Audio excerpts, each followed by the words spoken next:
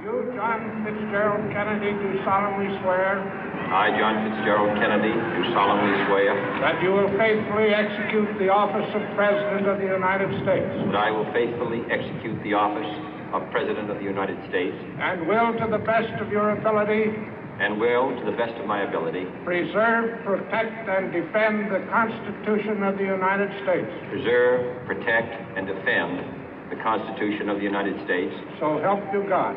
So help me God.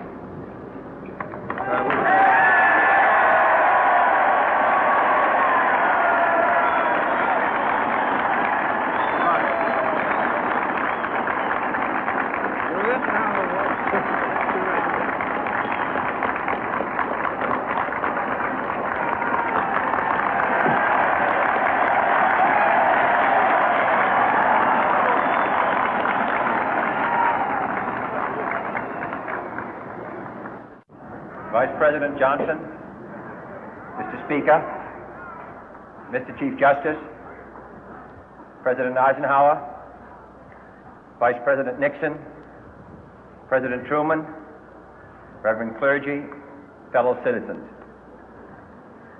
We observe today not a victory of party, but a celebration of freedom, symbolizing an end as well as a beginning, signifying renewal as well as change.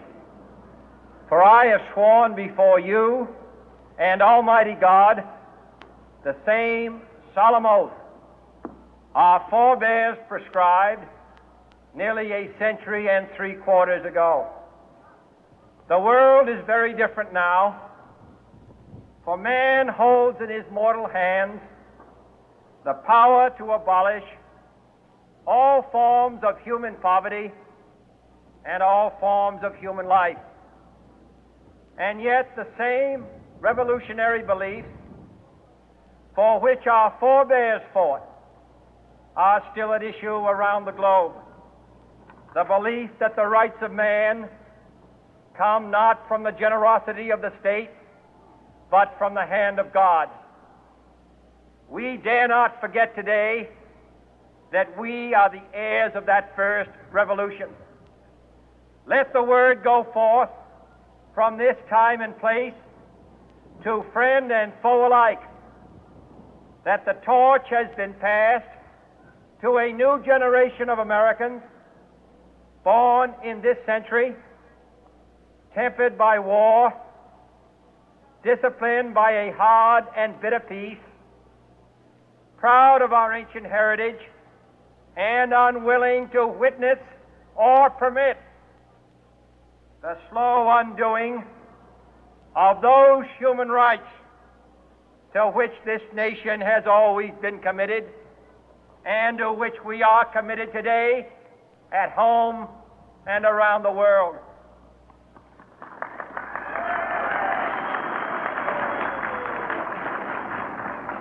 Let every nation know, whether it wishes us well or ill, that we shall pay any price, bear any burden, meet any hardship, support any friend, oppose any foe to assure the survival and the success of liberty.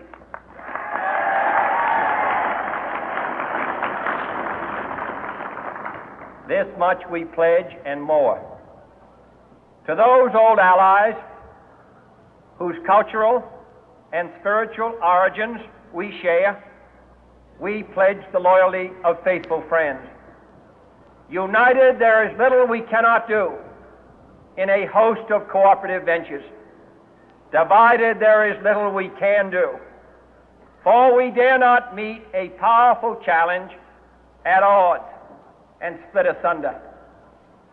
To those new states whom we welcome to the ranks of the free, we pledge our word that one form of colonial control shall not have passed away, merely to be replaced by a far more iron tyranny. We shall not always expect to find them supporting our view, but we shall always hope to find them strongly supporting their own freedom, and to remember that in the past, those who foolishly sought power by riding the back of the tiger ended up inside.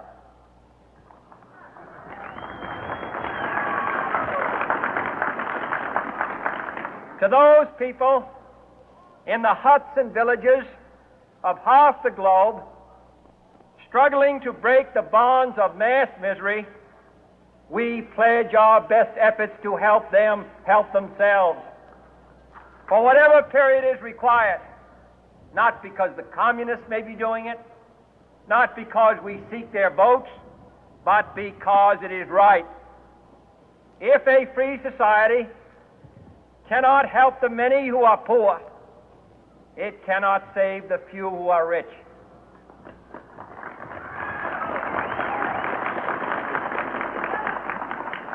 To our sister republics south of our border, we offer a special pledge to convert our good words into good deeds, in a new alliance for progress, to assist free men and free governments in casting off the chains of poverty.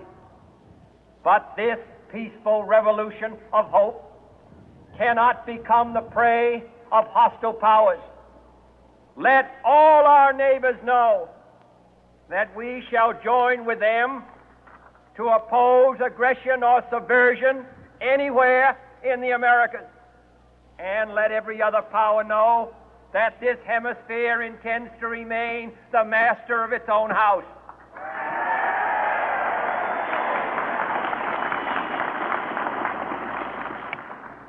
To that World Assembly of Sovereign States, the United Nations, our last best hope, in an age where the instruments of war have far outpaced the instruments of peace, we renew our pledge of support to prevent it from becoming merely a forum for invective, to strengthen its shield of the new and the weak, and to enlarge the area in which its writ may run. Finally, to those nations who would make themselves our adversary, we offer not a pledge, but a request that both sides begin anew the quest for peace. Before the dark powers of destruction, unleashed by science, engulf all humanity in planned or accidental self-destruction, we dare not tempt them with weakness, for only when our arms are sufficient beyond doubt can we be certain beyond doubt that they will never be employed.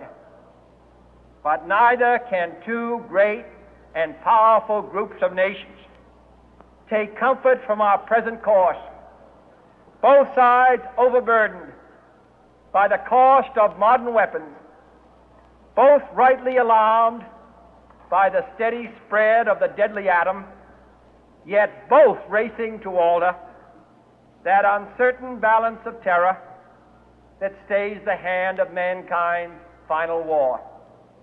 So let us begin anew, remembering on both sides that civility is not a sign of weakness, and sincerity is always subject to proof. Let us never negotiate out of fear, but let us never fear to negotiate.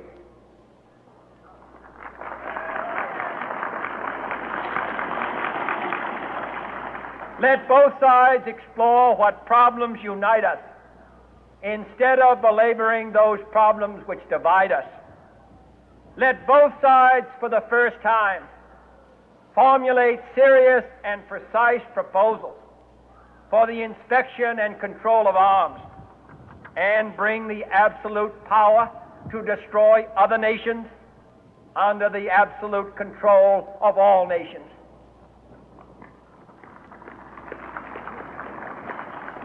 Let both sides seek to invoke the wonders of science instead of its terrors. Together, let us explore the stars, conquer the deserts, eradicate disease, tap the ocean depth, and encourage the arts and commerce. Let both sides unite to heed in all corners of the earth the command of Isaiah to undo the heavy burden and let the oppressed go free. And if a beachhead of cooperation may push back the jungle of suspicion, let both sides join in creating a new endeavor, not a new balance of power, but a new world of law, where the strong are just and the weak secure and the peace preserved. All this will not be finished in the first 100 days, nor will it be finished in the first 1,000 days, nor in the life of this administration, nor even perhaps in our lifetime on this planet. But let us begin.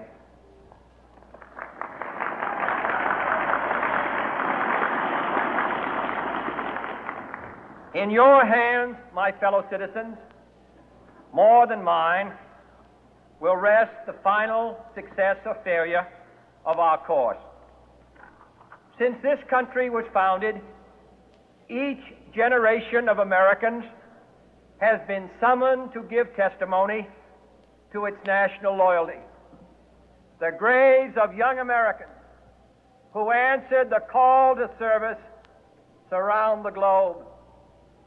Now the trumpet summons us again, not as a call to bear arms, though arms we need,